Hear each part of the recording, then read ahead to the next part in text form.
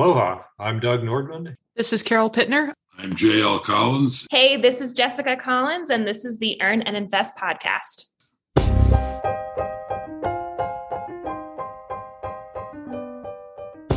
My parents were savvy financially. They owned their own businesses, real estate, and investment portfolio. They saved greater than 50% of their income, and we lived pretty darn well. But they didn't teach me about money, per se.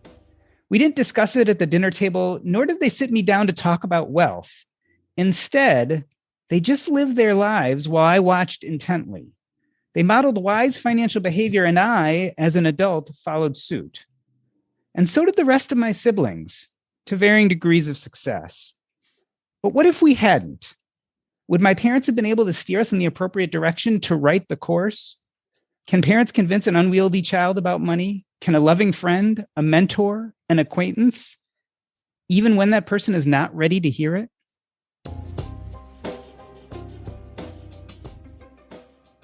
Are you looking to elevate your asset allocation, guard your portfolio against volatility? Equity Multiple can help.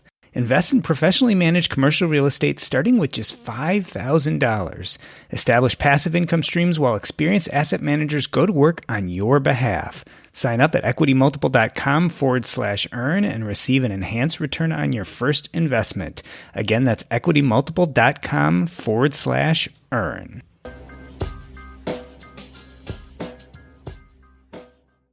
J.L. Collins is widely known as the godfather of the financial independence movement, and his book, The Simple Path to Wealth, was largely based on the financial advice he wished to impart on his daughter, Jessica. Doug Nordman is the author of The Military Guide to Financial Independence in Retirement and founder of themilitaryguide.com. In 2020, he published a second book, Raising Your Money Savvy Family for Next Generation Financial Independence, with his daughter, Carol Pittner. JL, Jessica, Doug, and Carol, welcome to Earn and Invest. Jessica, let me start with you. Is it true that J.L. Collins, being known as the financial independence godfather, nor his celebrated book, The Simple Path to Wealth, would have come to be if not for you? 100% true. I am the reason that the blog and the book came to this world. Your intransigence is the reason. I probably My willingness to not listen as a 4-year-old at the dinner table to learn the definitions of dividends is the reason. J.L., 4 years old? Come on, that sounds a little young. Yeah, correct. It is young. Well, I would have at one point said it's never too young to start, but pretty clearly I'm wrong about that. So, J.L., talk about the frustration a little bit. Here you are, you've accrued all of this financial knowledge over many years. What did it feel like to think maybe my daughter just isn't ready to hear it yet? Well, that felt terrifying. I mean, the not that she wasn't ready to hear it yet, but that she might not ever be willing to hear it at all. And like I suspect almost every parent, I wanted the very best for my child. And my life experience taught me that if you understand money, life is much, much easier. And if you don't understand money, life is extraordinarily hard. That's actually almost a quote from Christy Shen. But when I read that in her writings, it just resonated with me. And of course, I probably pushed it too hard too soon, simply because I realized how important it was for Jessica's life. Because if you get the money part right, then life has far more opportunities in this modern world for you that are laid at your feet. It's far easier. You spend far less time worrying about how to pay the rent, and you can have more time worrying about how to spend your time. And so I think because I see it as being so critically important, I pretty clearly pushed it a little bit too hard. Jessica, do you remember what was going through your mind at the time? I mean, obviously this started pretty young. Do you remember what you were thinking? I mean, the answer to that question probably changes on the age that I was. I mean, when I was 4, I think it's hard to understand the purpose and the why when you are so young. So on the one hand, probably got it and this is half in jest, but also half in truth. I was like, well, I got to get it because he's going to ask me the same question next month as a pop quiz. And I want this to be as short of a conversation as possible. So let's get in and out. And I want my quarter. But as a 4-year-old, I think I thought very differently about it. And then as I grow older, when you're a child, an adolescent, a teenager, and even a young adult, you're in your own world. So I was just always very confused as to why are you drilling this in my brain? Because everybody does this. That was the part that never clicked for me until I was a full adult, that, oh, this is not common knowledge. This is not the common way of engaging with your finances. Doug, I feel like you and Jael started at the same place. Did it ever occur to you that maybe Carol just wouldn't be receptive? It wasn't so much about that. You always worry about that. As a parent, you're always worried that all of those things are going to go bad. But it wasn't so much that we felt like she needed to get a handle on understanding money as it was that she was always on, always bright, eager, alert, asking questions. And frankly, we were sleep deprived chronically. Not that I'm bitter, but okay, maybe a little bitter. But the whole idea behind her financial education might have started with my spouse and I just projecting some of our fears, some of our concerns about finances onto her. Things that we messed up when we were young adults or even kids. We wanted to make sure we got right for this generation. And we joke about revenge parenting, where you want to raise your kid better than you were raised by your parents. Some of that was going on. And the other aspect of it was that if we could come up with a financial technique to improve her behavior, we knew that motivated us as adults. So if Carol got to behave and then got to buy one special thing at the grocery store, that was winning, and that was a powerful motivator. That really solved a lot of problems for us. Carol, as a kid, do you remember thinking about this and buying into what your parents were selling? I mean, I think they came at you with a very specific idea of money and how to use it. Did you buy into it at the beginning? Not the way that parents would want you to buy in. It never, parents come in thinking it's going to go one way. And the reality is it's really going to go the way the kid wants it to. And it happens every single time. I'm a parent to a just turned 2-year-old, and I'm seeing it every day now. I think it's going to go one way, and she takes it in a completely different direction. And so what I appreciated about the one special thing, what I appreciate about having an allowance early in age, was that was some means that I got to control. Mom and dad would set the terms. It was one thing. Okay, I got to pick one thing. Or it was a certain amount. Okay, I only get $5. But after that, I got to make all the choices I wanted. So that one special thing, it could be like a Lunchable. It could be like a little pack of Pokemon cards. It could be some little thing that made me happy, but it also made my parents happy because that was owning up to a promise that I had met. Same thing with an allowance. It was $5, which is not much to an adult nowadays, but to a kid, oh, that's a lot of money. I mean, that's how many ice cream cones. That's how many dollar store treats. That's how many. I don't think it's worth a pack of Pokemon cards anymore. But back in my day, $5 is enough to buy you Pokemon cards.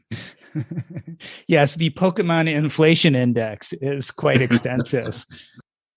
Jael, let's go back to that time. You're meeting initial resistance. Did you try to change your tactics? Like, what did you do when you realized, okay, this is not going to be an easy sale?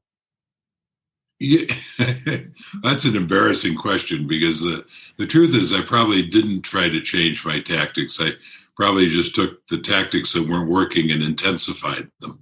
I wish I'd had Doug and Carol's book in hand to read through as I was going through the process.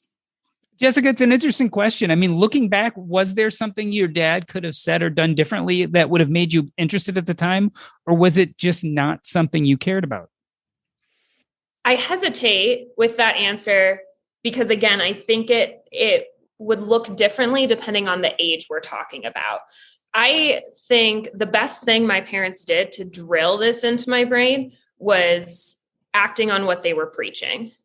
So there was all the details that maybe came into my life a little too early, as a 4-year-old, could have come into my life later and would have still had the same impact, so long as my whole life I was still witnessing these behaviors of living below your means, being really thoughtful and intentional with what you're doing and what you're spending your money on. So I don't know there's anything that could have been different or changed other than just the timeline of what was done when, but keep the same things that were being brought into my life. So I'm kind of curious about something. And how did you know that we were living below our means? How were you aware of what our means were and where, I mean, we always had a very comfortable lifestyle. So how did you know we could have had a more extravagant one than we did? I mean,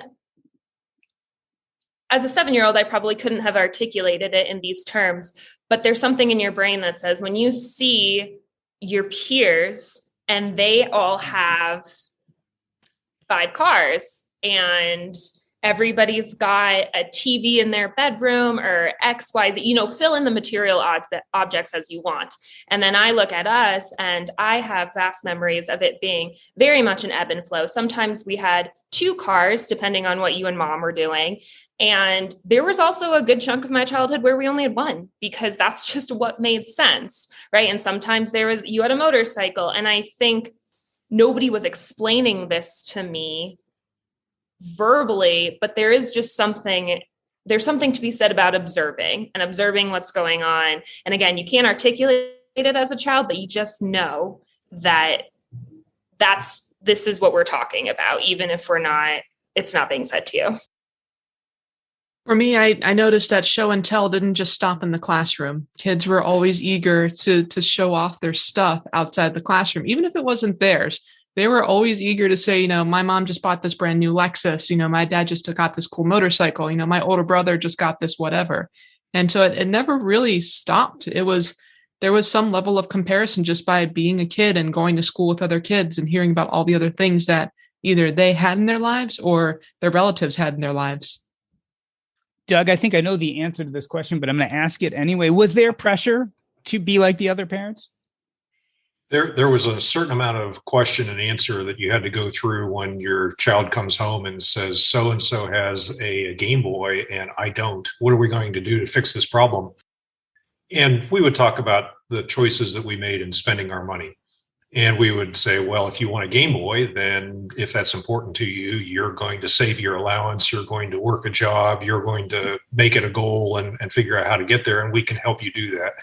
But mom and I, we don't care about buying Game Boys, and we'd rather spend our money on other things. And then we talk about choices and how you make a lot of choices in your life and where the money goes and how much time do you want to spend working for things. How much life energy do you want to devote to trading your time for more money? So at some point, I'm pretty sure that Carol knew that if she came home and started expressing some consumer desire, that she'd find herself trapped in one of those dad conversations where you had to chew your arm off to get away and go play with your friends again. So that's part of it, is just making sure that you can keep up and outlast the question that your child wants you to answer for them and essentially to buy them stuff. And we'd say, well, that's a great idea. All you need now is to figure out the plan and how you're going to get that. I do remember one day, Carol, you were probably 10, 12, maybe 13 years old, and you looked over my shoulder as I was working on a computer on Quicken, and I was doing something with our assets, and you saw our net worth, and your expression, your question was, holy cow, we're rich. That's a lot of money. And then I started putting that into the perspective of living for another 70 years. And suddenly it didn't look like very much money at all. And again, that was one of those opportunities where you were ready to hear the answer, but it wasn't the answer that you thought you were going to hear. Jessica, did you ever have one of those moments where you said, oh, mom and dad actually have money? Like there's something here. I don't think so. A lot of our discussions were very much privy around what is mine. I think that was always the bigger focus. Or maybe I'm misremembering, Dad. I don't know if you are remembering something, but what's sticking in my brain is that it was very much like, this the amount of money that Jessica has. And Jessica has this money because of X, insert job here, or maybe it was the allowance. And if we divide Jessica's money into these buckets, I had envelopes growing up that we would put it in, it's still all Jessica's money. That's my bigger memory when we're thinking about wealth. Two things. There were two material things that I remember from your childhood. One is when you were a child, cell phones were, as I recall, were a relatively new thing, at least for children. And I forget what age you were when you asked for a cell phone or we gave you one, but you were one of the first of your peers to get one. And I don't think I actually knew that at the time, but I remember, I want to say you were 10, 11, something like that. And I remember being struck at how excited you were to have this phone. And in fact, I remember talking to a friend of mine and saying, it's stunning to me how excited she is to have this silly little phone. And he looked at me like I was the stupidest person on the planet. She's a preteen girl with a phone. Of course she's excited.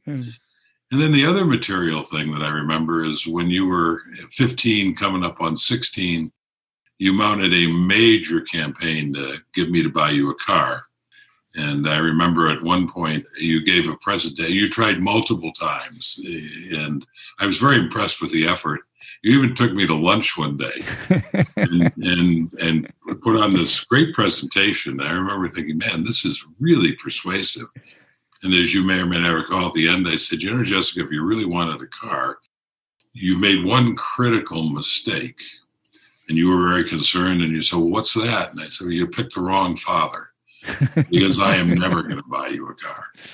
And you said, but Dad, all of my friends are getting cars on their 16th birthday, which I'm sure was true given the neighborhood we lived in. And my response was, well, then you won't have any problem getting rides. But the one thing, and I don't know if you remember this, I'd be curious, that we always spent money on was travel. And not just travel as a family, but when you had the opportunity with People to People, and there were a couple of other organizations, even when I thought they were a bit of a ripoff, we always spent the money on travel because we valued that.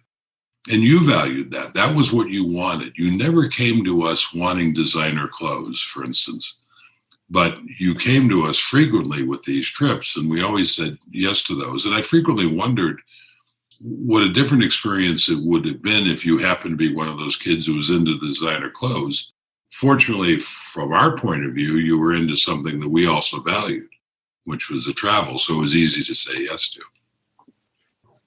Doug, I'm wondering, as you listen to this as the part of the duo who wrote the book on bringing up financially savvy kids, what do you tell people in kind of Jail's position? So he obviously has these kind of strong financial ideas. At least the way he's introducing to his daughter at the time wasn't working. Is it time to pack it up? Like, what do you do in that situation? Well, the answer to anything you try that doesn't work right then with a kid is, if they still want to talk about it, you talk about feelings and choices and decisions. But if they're totally resistant and busy with something else that's a higher priority, wait 6 months. And when you wait 6 months and come back, you may find out that what you thought was a problem 6 months ago is not a problem anymore. Maybe your child will come back and say, hey, I wanted to talk about this again anyhow. So it's mostly the old saying that when the student is finally ready, the teacher has been waiting there patiently the whole time, tapping their foot and hoping to have this conversation. And I'll also point out that when JL talks about cell phones for kids, we didn't have anything to do with that decision. We as parents, as military parents, did not like phones. We didn't like any communication system that could wake you up in the middle of the night to tell you that you had to get up and go to work. And so when cell phones came out, we saw that as just one more way for technology to ruin our lives. And it wasn't until Carol got her 14-year-old work permit and her very first W-2 job and her very first paycheck and went out and bought her own darn cell phone because her parents were so slow to understand how this works. That's when we appreciated what a wonderful tool this was for school groups and social networking and not being left out of the teachers' after school discussions. And that is the only way that we ever figured out the cell phone question. The same discussion was coming up, we could see way in advance, for getting a car. And again, we knew this conversation was going to happen at age 16, and we were just like that when we were teenagers. So we tried to see that one coming and anticipate it. We did a much better job with the car discussion than we did with the cell phone. Meanwhile, all my friends, and it's exactly what Jessica was describing. At about age 10 or 11, someone got the cell phone. Sometimes it was initiated by the child. Sometimes it was initiated by the parent. It usually involves some kind of after school thing, like, I need you to call me when you get out of school so we can go to the soccer thing. Or, you haven't been coming home on time and I don't know where you are and I'm concerned about your well-being, so I'm giving you a cell phone. And so at first it was really to some degree, a relationship extender between the parent and the child. But as more of us kids got cell phones, well, then I started feeling left out, because all of a sudden now all my friends were communicating with each other by cell phone. And everybody would, in the middle of the day, call my parents at home on the landline because I was in school and they thought I had a cell phone, not realizing that was my home phone number instead.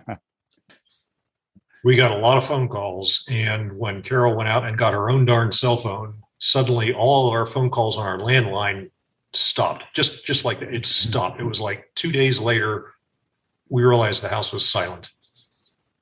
So, Jessica, what I'm hearing is that parents attempt or try to teach the kids, but in a way too, the kids are teaching the parents about how times are changing and what the finances mean to them. Doug mentioned this idea that, if it doesn't go over well, you wait 6 months and then you kind of slowly bring it back. Obviously you did something to your dad because he went and had to start a blog and then eventually wrote, one of the best financial books out there. But when did the tide turn for you? What was that point when you got to an age where you're like, okay, now I'm ready to start hearing some of these lessons? So the funny thing about that is when that moment happened to me, it had nothing to do with my dad. I was a senior in college. So yes, I was 21. I was very much an adult.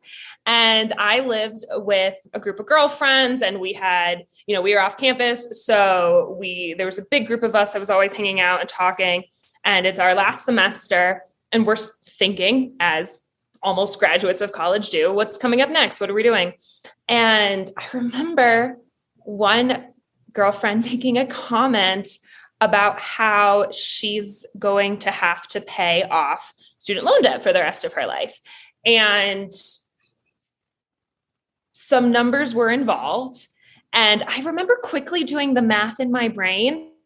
And because everybody was very open about debt, money is taboo, but everybody loves to talk about debt. So everyone was super open about the amount of debt that they were going to have after college. And I knew in my brain, I was like, well, the amount of debt that you have, debt is still debt. I don't want to say that it's not something to focus on, but it was a much smaller amount than other people I knew.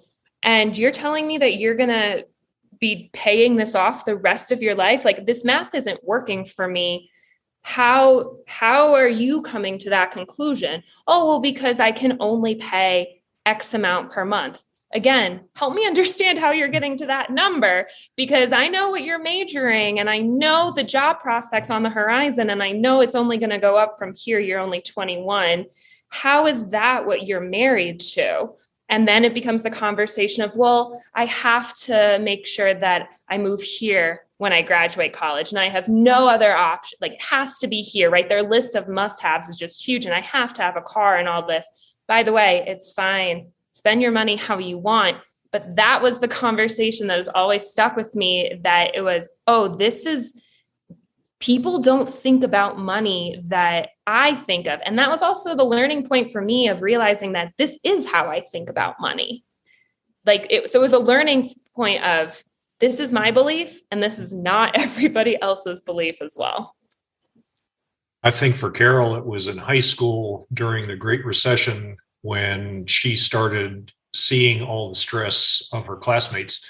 And it wasn't that her classmates were worried about paying off debt or worried about their jobs as a teenager. It was that they were looking at their parents who were laid off or drowning in mortgage debt and other consumer debt. And I think that's when stuff got real for you, was seeing what was going on around you during that time of your life and realizing that your parents were nowhere near that worried at all.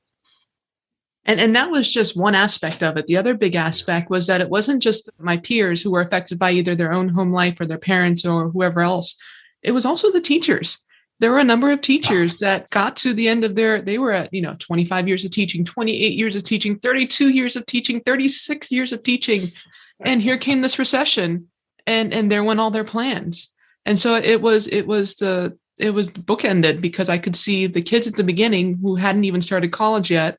And I could see the folks at the very end after they'd done, decades and decades of working. And it was like they were very different circumstances, but the exact same situation. And it was such an eye opener. JL, I love this conversation because what both Carol and Jessica are talking about are those moments when they realize that maybe their dads weren't as dumb as they thought. Tell me, JL, what did it feel like for you when all of a sudden it clicked and you're like, okay, Jessica actually gets this. And although it was a little rough in the beginning, she's starting to embrace these ideas. Oh, it's the skies parted and the trumpets were blaring. And my wife, Jane, when Jessica was growing up, I was very concerned at her lack of interest, and we started very young. So there's a great number of years where I was very concerned about this. My wife, Jane, her mother kept saying to me, she's absorbing more than you realize, and it's going to be okay.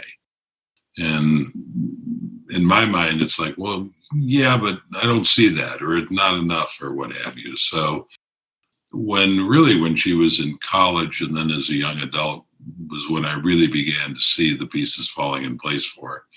It was just such a huge, huge relief.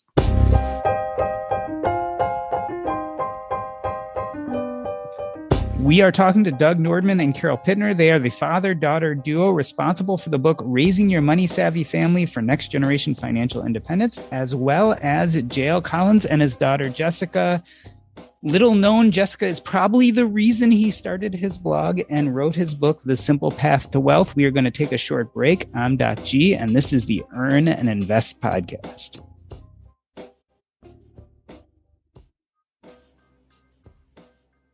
Over 30,000 investors across the U.S. are discovering a new way to build wealth. Equity Multiple brings you access to a diverse wealth generation ecosystem with cash-flowing real estate. Starting with just $5,000, you can allocate to professionally managed commercial real estate assets. Sign up in minutes, find investments that fit your strategy, and invest your desired amount through a streamlined, secured platform. Since 2015, Equity Multiple has delivered over $170 million in distributions to investors and 17.4% aggregate net return. Join the thousands of investors nationwide who are building stronger, more diversified portfolios through real estate investing. Sign up at equitymultiple.com/earn and receive an enhanced return on your first investments. All investments involve risk, and past performance is no guarantee of future results. Again, that is equitymultiple.com/earn.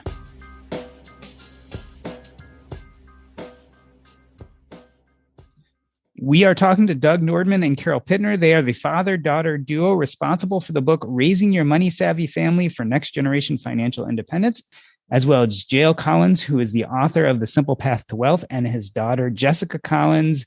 And we are talking about teaching our children about finances. But more than that, I wanted to broaden the conversation to discuss having financial conversations in general. JL, your major attempt at teaching finances to your daughter obviously has affected the way you write about personal finance and the way you wrote your book. Did it give you some insights on teaching people about finances in general? I mean, when you're out there and you're dealing with the public, were there things you learned by dealing with your daughter that made you more effective with the general public? I don't think so. But I think one of the keys to the success of my blog and my book, from what people have told me, is that the advice is so specific. And I tell them the reason it's specific is I've written this for one person. And I've frequently said there's only one person I've ever tried to persuade about this stuff. And that's Jessica. And you alluded to the fact earlier that she is the reason that the blog and the book and the Chautauquas exist. And she and I joke about that, but that's the absolute truth. I mean, if the moment I sat her down at 4 years old, she said, "Wow, the Wall Street Journal, let's dig into this, Dad." None of this other stuff would exist, right? But that's why, why it has existed. And I think that I get credit for a certain amount of authenticity because of this, that I never intended. It was not a strategy when I was putting my blog or my book together, but because I can genuinely say, this is what I tell my daughter to do. And I think people relate to it and say, well, obviously parents give their children the best advice that they're capable of giving them. At least that's true with what I've done in the financial stuff. So I think because I've never tried to persuade anybody, that probably has made my work more persuasive than others. I had my interview, Rachel, who was the woman who interviewed me for my Google Talk, asked a very provocative question at one point. She said, why is it that other financial writers don't give as specific advice as you do? And I said, well, I can't speak for them, but I can tell you that the reason my advice is so specific is it's aimed at one very specific person. And then by the same corollary, there are sometimes people who want to fight with me about my advice, and I'm just disinterested because I don't care about persuading anybody. So my response to that is, well, you do you. If you want to know what I think about this stuff, I've written a book and I've written a blog and I've expressed it as clearly as I am capable of doing. And if it resonates for you, that's wonderful. I think that's great. But if it doesn't, I don't care. I don't mean to sound brutal, but I just don't care because my mission has been accomplished. I persuaded the one person I wanted to persuade. Doug, talk about the difference between persuading or teaching your daughter and then teaching people in general, because in the military guide, et cetera, you obviously have expanded your audience quite a bit. Does it feel different when you're teaching people who are not family members specifically? It feels pretty much the same as it always has. When I was on active duty, you would get questions all the time about what to do, or I was teaching at training commands and we would hand out information and people were ready to learn. You'd occasionally get somebody who wasn't ready or wasn't interested. And I've developed a fairly thick skin over the years of writing and discussing these topics. And so I know that if I'm putting some information out there and somebody isn't interested or isn't ready to hear it, that's fine. But the information's out there and someday you'll learn. And I make it a point when I have a seminar or a conversation with an audience to skip the PowerPoint. If I can get away with not having to do a screen presentation, I'll stop doing that. And instead I'll hand out papers to the crowd with contact information and bullets on them so that they don't have to take notes. If they're not interested, they can play with their phone or take a nap. But someday when they hit rock bottom, they can go back to that piece of paper and say, oh, yeah, that's what he was trying to say. Let me go contact him. I've also been doing this for long enough that now people actually do come back and say, you might not remember me, but I was that person who didn't want to listen to you 15 years ago. And now I have a few questions. Carol, it's an important question because we clearly in our lives, whether it be family members or friends or what have you, often see people who are in financial distress. Should we be attempting to teach them when they're not ready to hear the message? I mean, is it still helpful for us to try to advise them? Directly advise? Absolutely no. At that point, when you have somebody in your life that is in need of help, part of it is they need to reach out to you to request your help. I have seen attempts in the past where people will try to help a friend and in some way almost guide them by a lead rope. And it doesn't end very well. The best way that you can help somebody is to be there for them. And it has to be a constant, repetitive, I'm there for you. If you need me, I'm there for you. If you need me, how about this? Would you like me to help you? What about this? I can help you there, but I'm there if you need me. And it really has to be a meeting at halfway, because if you try to help somebody and they're just not ready for the help, they're going to drive you even further away and you're going to have even less of a position of power to help. And I found that when you hear those stories or when it becomes clear that there's a financial problem, that the best thing to do is to empathize, even sympathize. Oh, I hate when that happens, or, ooh, that really set me back a couple of years when that happened to me. And not immediately go into problem solving mode, but just talk about the situation and vent and share some emotions. And maybe later on, they'll be willing to actually talk about how to fix the problem, how to move on from it. At least they know that they've got a sympathetic audience that they can go talk to without worrying about criticism or judgment. Jessica, let's talk about role modeling, because we make fun of JL and say that he wrote the book and the blog because you weren't ready to listen to him. But clearly you might not have been ready to listen to his teaching specifically to you about money, but it sounds like you were kind of watching what he and your mom were doing this whole time. It sounds like when you were ready to start accepting these things, the modeling they did provided you with some templates. Do you think the actual didactic teaching, the sitting down and telling a child, is as important as showing them the right way to do it? I think you need both. I think young Jessica would be shocked that adult Jessica is saying that, but you need both, right? Because the teachings give you the why and the behind the scenes, whereas the actions kind of show you what could be. So when I was ready to accept it, or when my brain was ready to put 2 and 2 together and connect those dots, I don't know that it would have been as easy or it would have made sense when I was ready had I not had both. I'm watching them act and live their life in a certain way, and I want to do that. And I know what I enjoy and what makes me happy.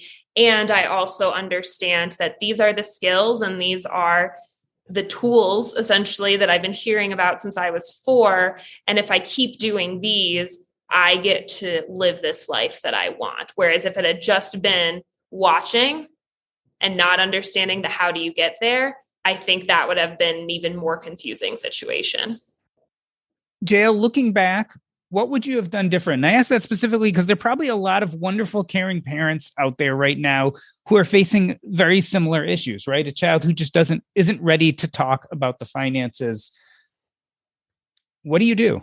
Like, what could you have done differently? I don't know the answer to that question. I mean, I think a good start is Carol and Doug's book. But we're all temperamentally the way we are, right? And I think reading that book may have helped, but my approach probably would have still fundamentally been the same, just because, as I said earlier, I think it's such an important thing to get right that I almost couldn't help myself from pushing it probably harder than I should have. But on the other hand, I'm kind of like Michelangelo. I look up at the Sistine Chapel, and say, you know what? Yeah, I was on my back a lot and my arm ached and paint fell in my face, but look at the result. It worked out pretty well. So I'm very proud of my daughter and how she's adapted to these things. So I guess I look back over it and I say, it worked.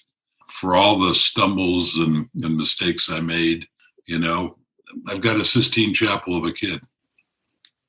When my spouse and I had Carol, when we started our family, we'd been in the Navy for 10 years and we had been trained a certain way. And the way that we were accustomed to learning was to do some studying in the books and talk with some people and get some basic understanding. But at some point you would be out there in the ocean and somebody would let you drive your submarine, and all they would do would step in once in a while to keep you from actually hurting yourself. But you had a very big sandbox to play in. At first, it was kind of scary. Do they really know what they're letting me do here? But you became more and more confident with that sort of knowledge and that style of training. In addition to the basics that you'd already learned, you got the experience very quickly. And so by the time we had Carol and started to see a similarity between training ensigns and lieutenants in the Navy and teaching a 4-year-old about money, we were comfortable with giving her a great big sandbox of money to play in. And again, she would learn from the experience. She'd make some mistakes, but she wouldn't actually hurt too many people too badly in the process. Carol, you're in the midst of child rearing. I mean, it brings up a question. Do you think everyone can be taught to be financially competent? Because we're assuming here that they can, but is that true? Yes, everybody can be taught, but no, not everybody can be taught the exact same way. Anybody that's raising more than one kid or anybody that has a sibling can tell you, probably with a little bit of mirthless laughter, yes, you cannot teach the same two people the exact same method. Two different people are going to want two different methods. And I think that was the most frustrating thing about watching and learning other means of being educated, was the insistence on doing the exact same thing for the exact same person every single time, when someone would respond better to hearing something, someone would respond better to an actual experiment, someone would respond better to watching a video, someone would respond better to just giving them a book in a quiet corner. It really depends on the person. And that's one of the things we tried to emphasize in the book, was to not do the sit down at the kitchen table with a notebook and expect your kids to take in every single gospel truth that you were saying. Mm-hmm. It really came down to, some kids are going to prefer that you just hand them an article. It's only 5 minutes. They can go off and they can read on their own time. Other kids are going to love the TikTok channels, the YouTube videos that you send their way, and they'll peruse it on their own time. And you'll still get the classic bookworms that if you give them a library, they'll read through it on their own. But not every kid is going to use every single method the exact same way. I have to admit that teaching Carol about money, managing her money, and about saving and investing for financial independence got a lot easier after YouTube was up and running and had a big, rich body of content. Jessica, as I'm listening to this, I'm wondering, when it all comes down to it, as the adult you are today, any regrets about your financial upbringing? Not at all. I think it's, as much as we joke, the skills that I started to learn as a 4-year-old at our dining room table, divvying up $1 and pennies and nickels and dimes, it's still how I lead my life today. And I think it's given me a richer life. I think it's given me the tools to lead the life that I want to live. And to be honest, I couldn't think of another way to do it. It's just how I was raised to look at money and to have this relationship with it. And like any relationships, it's had its ups and downs, but you figure it out and you work through it and you put in the effort for a reason. So no regrets. JL, I'm going to ask you first, but go around to each of the panelists. Is there a single or overwhelming piece of advice we can give the audience about not just teaching our family members, but helping our friends with their finances, et cetera? Is there a basic golden rule or something that we can stick to that makes it a little easier? You know, I think the lesson that I come away with is that I'm not very good at this. And I think I absolutely agree with what Carol said moments ago, in that everybody needs a different approach. But I for the longest time, I didn't understand that. And to give you a great example, when it was shortly after The Simple Path to Wealth was published, it was suggested I do an Audible version. And my reaction to that was, why? I mean, that's just going to cannibalize readers from the print and ebook version. And understand that I'm a reader. Words matter to me. I like to read printed stuff. And somebody had to hold me by the hand and say, well, no, not everybody learns that way. There are people who would prefer to listen to this. And obviously I was persuaded, and it was so true in a way that I really didn't fundamentally understand. So I think I'm very fortunate that Jessica evidently was receptive to the way that I taught it, at least ultimately. But I'm not sure I'm a great one to give advice on how to do it on a broader front. That's why, as I say, I don't try to persuade anybody. The information, I put it out there. And for those for whom it resonates, I think that's wonderful. But I find it very difficult to try to persuade people for whom it doesn't. Doug, an overriding piece of advice for someone trying to help someone else with their finances, whether it be a child, family member, friend? Again, sympathy and empathy will go a long way. Seek to understand what they're dealing with and what they know, and don't immediately go into problem-solving mode. As a guy, as a nuclear-trained Navy submariner, that is my immediate reaction, and it's taken an entire lifetime to overcome that, to be able to sit back and let them talk and share the feelings, and maybe not even come up with a solution until they finally start asking me the questions. I would rather answer questions that someone else asks me rather than immediately start advising them on what they should do. Amen. Carol, you're a newish mom. Talk about what you think will be some of the overriding things that you're going to keep in mind while teaching your child about money. Definitely her emotions and her desires.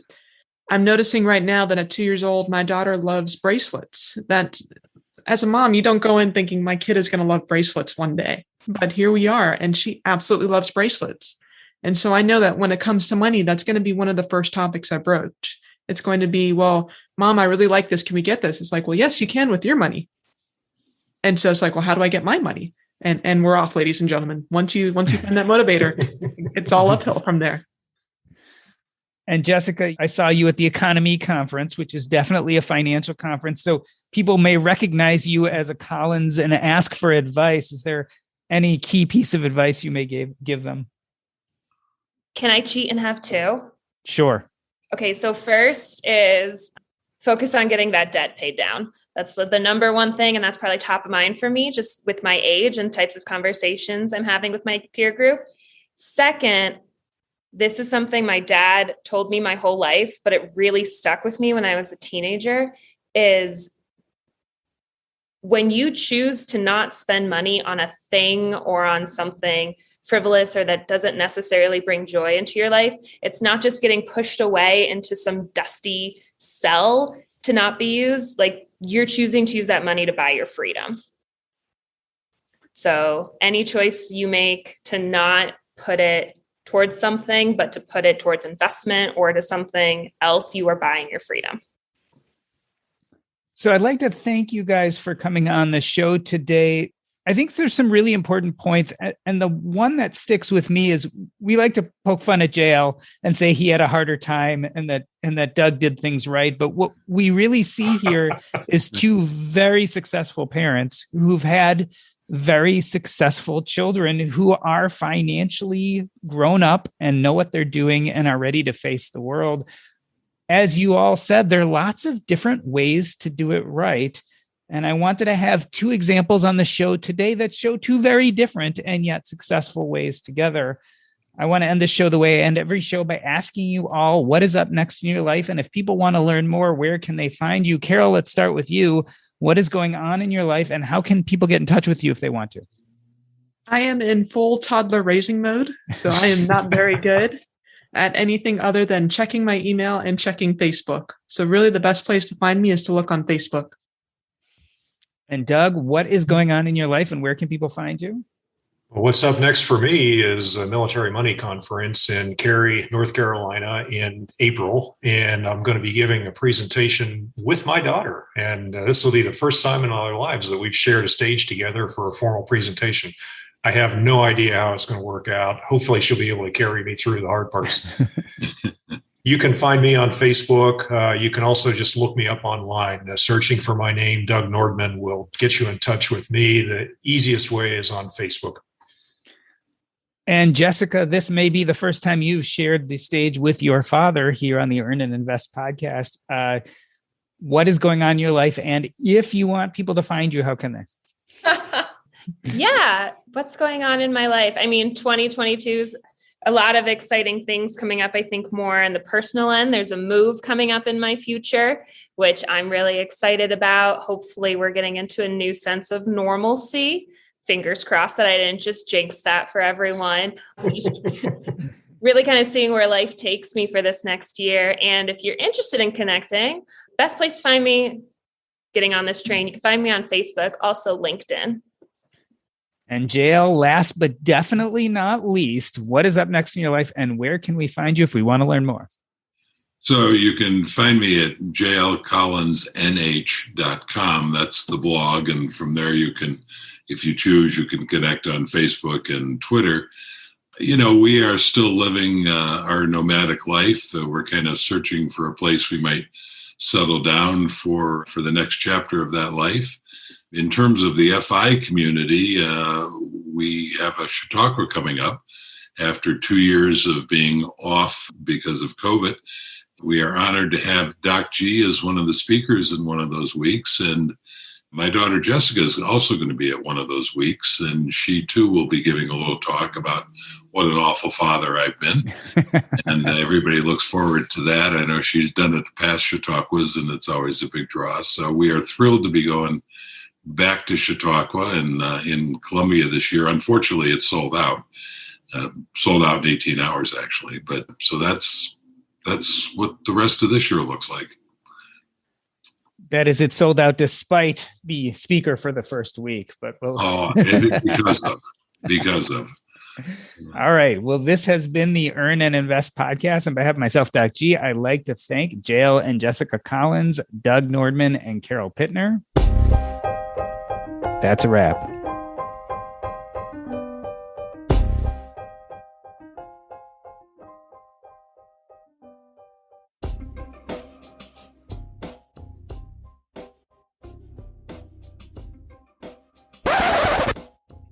Awesome. All right. That was a lot of fun. Thank you guys for doing that. Fun. That was fun. Thank you for hosting. That was super fun. Yeah. I love your guys' stories, and I love them together because, again, I think they're different looks at how we teach people. And yeah. I just want to see what goes on the blooper reel. Yeah, We'll have to meet up and swap stories over. Absolutely. How was your childhood? Yeah, I was about I to say relive suggest traumas, why. probably, right? Yeah, right? Make it a therapy session. Yeah, I suggest we meet up in Hawaii where Doug is. Yeah, I was going to say, you guys should meet up and do that because JL and I have already gotten through that stage together, and we've agreed that it's probably worth having kids after all. That's good. Well, I agree. Doc, I agree with you. This was a great pairing. When you suggested and said that Carol and Doug were going to be part of it, I thought, wow, that's going to be a lot of fun. So, and it was. Yeah, and I do. I like the fact that your stories are very different, but the endpoints aren't. Yeah. And that's what I think is very cool. Because it gives me a lot of hope that it, and I believe this in a lot of life is mostly about intentions. And so what I see is parents who had incredibly good intentions. And I think if the details sometimes aren't nearly as important as the intentions. And I think that's, as a parent with growing children, I certainly have made lots and lots of mistakes, but usually my intentions were good. Very well said. Yeah. Well, I've come to the conclusion that when it comes to having kids, a lot of it is luck of the draw. And I think both Doug and I got very lucky with the children that we had. And I think that, sometimes there are just bad kids, difficult kids. And I'm not sure I would have been able to be an effective parent had that been the case. I guess I've kind of come to the conclusion that there's not a lot a parent can do to turn a kid around. There's a lot a parent can do to mess a kid up. Yeah.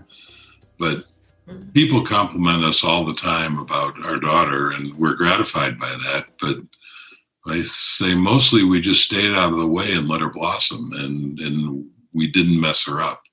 Yeah, the thing we didn't mention is you also both happen to marry the right women. Oh, we definitely married up. Yeah. So I think that made a lot of, probably same as me, made up for a lot of our shortcomings. That makes a big difference, and especially with the financial thing, where I had Jane always there to tell me it's going to be okay. She's picking up more than you realize.